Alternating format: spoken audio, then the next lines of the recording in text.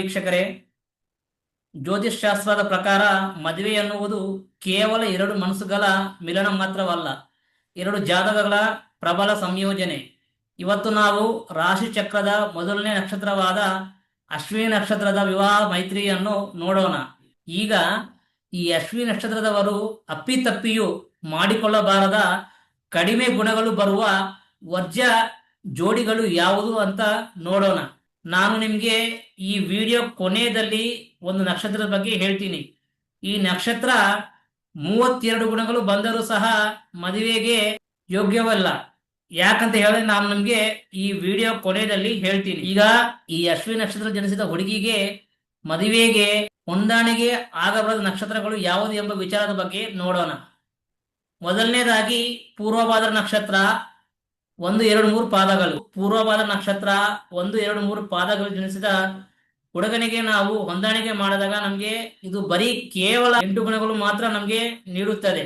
ಅಂದ್ರೆ 36ಗೆ 8 ಗುಣ ಬರೋದ್ರಿಂದ ಇದು ಹೊಂದಾಣಿಕೆ ಆಗಬಾರದ ಜೋಡಿ ಎಂದು ನಾವು ಹೇಳಬಹುದು. ಮದುವೆ ಆಗಬಾರದ ಎರಡನೇ ಜೋಡಿ ಅದು ಆರಿದ್ರ ನಕ್ಷತ್ರ ಮತ್ತು ಪುನರ್ವಸು ನಕ್ಷತ್ರ 1, 2, 3 ಪಾದಗಳು.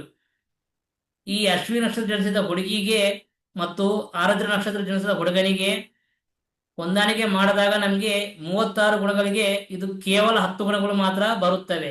ಅದೇ ರೀತಿಯಾಗಿ ಅಶ್ವಿನಿ ನಕ್ಷತ್ರ ಜನಿಸಿದ ಹುಡುಗಿಗೆ ಮತ್ತು ಪುನರ್ವಸು ನಕ್ಷತ್ರ ಜನಿಸಿದ 1, 2, 3 ಪಾದಗಳು ಜನಿಸಿದ ಹುಡುಗನಿಗೆ ಹೊಂದಾಣಿಕೆ ಮಾಡಿದಾಗ ಇದು ಸಹ ನಮಗೆ 10 ಗುಣಗಳು ಬರುತ್ತವೆ. ಪೂರ್ಣ ನಕ್ಷತ್ರ ಶತಭಿಷ ನಕ್ಷತ್ರ.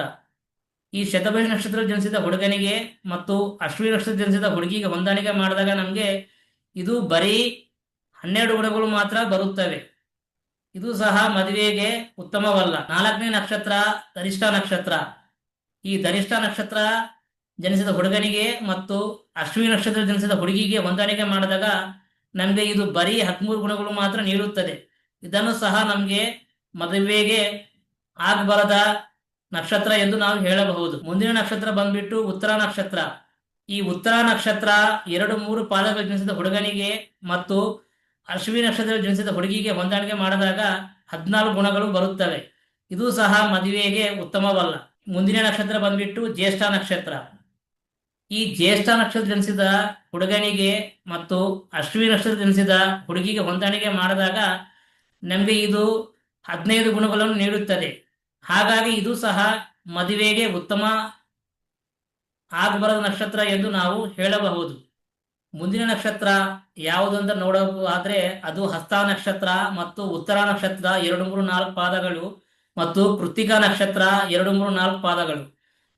ಈ 3 ನಕ್ಷತ್ರಗಳು ಜನಿಸಿದ ಹುಡುಗನಿಗೆ ನೀವು ಅಶ್ವಿನಿ ನಕ್ಷತ್ರ ಜನಿಸಿದ ಹುಡುಗಿ ಹೊಂದಾಣಿಕೆ ಮಾಡಿದಾಗ ನಿಮಗೆ ಕೇವಲ 16 ಗುಣಗಳು ಬರುತ್ತವೆ.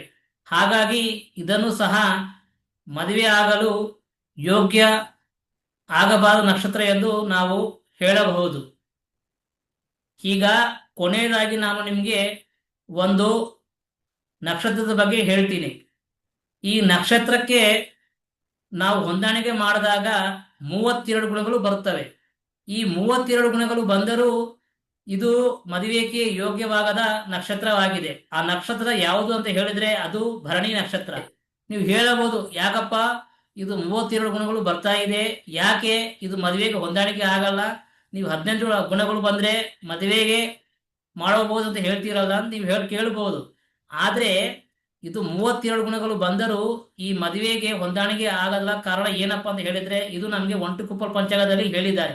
ಯಾಕಂತ ಹೇಳಿದ್ರೆ ಇದು ಸ್ತ್ರೀ ಪೂರ್ವಜ ನಕ್ಷತ್ರ ಎಂಬ ದೋಷ ಇರುತ್ತದೆ. ಅಶ್ವಿನಿ ನಕ್ಷತ್ರ ರಾಶಿ ಚಕ್ರದ ಮೊದಲನೇ ನಕ್ಷತ್ರ ಆಗಿದೆ ಮತ್ತು ಭರಣಿ ನಕ್ಷತ್ರ ರಾಶಿ ಚಕ್ರದ 2ನೇ ನಕ್ಷತ್ರ ಆಗಿದೆ. ಈ 2 ನಕ್ಷತ್ರಗಳು ಮೇಷರಾಶಿಗೆ ಸೇರುತ್ತವೆ. ಹೆಣ್ಣಿನ ನಕ್ಷತ್ರ ಮೊದಲು ಬಂದು ಗಂಡಿನ ನಕ್ಷತ್ರ ಆಮೇಲೆ ಬಂದರೆ ಇದನ್ನ ಹೆಣ್ಣು ಮುಂದೆ ಗಂಡು ಹಿಂದೆ ಎಂದು ಹೇಳಬಹುದು. ಶಾಸ್ತ್ರದ ಪ್ರಕಾರ ಗಂಡಿನ ನಕ್ಷತ್ರ ಮೊದಲು ಬರಬೇಕು, ಆಮೇಲೆ ಹೆಣ್ಣಿನ ನಕ್ಷತ್ರ ಬರಬೇಕು. ಹಾಗಾಗಿ ಈ ಭರಣಿ ನಕ್ಷತ್ರ ಹೆಣ್ಣಿನ ನಕ್ಷತ್ರ ಆಗಿದ್ಮೇಲೆ ಬರುವ ನಕ್ಷತ್ರ ಆಗಿರೋದ್ರಿಂದ ಇದನ್ನ ಸ್ತ್ರೀ ಪೂರ್ವಜ ನಕ್ಷತ್ರ ದೋಷ ಎಂದು ಹೇಳಿದ್ದಾರೆ. ನಾವು ಇದನ್ನ ಗಮನಿಸದೆ 32 ಗುಣಗಳು ಬಂದಿದೆ ಎಂದು ನಾವು ಮದುವೆಯನ್ನು ಮಾಡ್ಕೊಳ್ಳಕ್ ಹೋದರೆ ಇದು ಏನಾಗುತ್ತಪ್ಪ ಅಂತ ಹೇಳಿದ್ರೆ ಇಬ್ಬರು ನಡುವೆ ಈಗೋ ಪ್ರಾಬ್ಲಮ್ಸ್ ನ ತರುತ್ತದೆ. ಹಠ ಹಿಡಿಯೋದು, ಒಬ್ಬರಿಗೆ ಒಬ್ಬರು ಹಠ ಹಿಡಿದುಕೊಂಡು ನಿರ್ಧಾರಗಳು ತಗೊಳ್ಳೋದು, ಜಗಳ ಆಡೋದು, ನನಗೆ ಇದೇ ಬೇಕಂದ್ರೆ ನನಗೂ ಇದೇ ಬೇಕಂತ ವಾದ ವಿವಾದ ಮಾಡೋದು, ಇದೆಲ್ಲ ನಡೀತಾವೆ. ಹಾಗಾಗಿ ನೀವು ಏನ್ ಮಾಡ್ಬೇಕಪ್ಪ ಅಂತ ಹೇಳಿದ್ರೆ 32 ಗುಣಗಳು ಬಂದರೂ ಸಹ ಈ ನಕ್ಷತ್ರ ಹುಡುಗ ಬಂದರೆ ಮದುವೆ ಆಗಲು ಹೋಗಬೇಡಿ.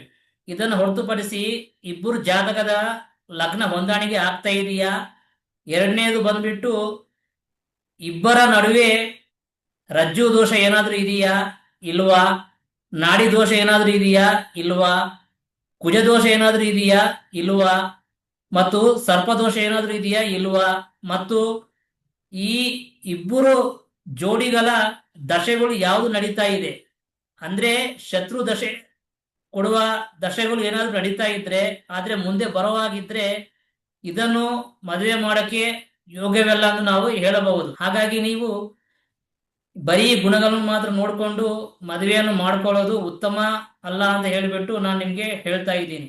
ತಪ್ಪದೇ ಲೈಕ್ ಮಾಡಿ ಮತ್ತು ಸಬ್ಸ್ಕ್ರೈಬ್ ಮಾಡಿ ಮತ್ತು ನನ್ನ ಈ ವಿಡಿಯೋನ ನಿಮ್ಮ ಬಂಧು ಮಿತ್ರರಿಗೆ ಶೇರ್ ಮಾಡಿ ಅಂತ ಹೇಳ್ತಾ ಮುಕ್ತಾಯ ಮಾಡ್ತಾ ಇದ್ದೀನಿ. ನಮಸ್ಕಾರ.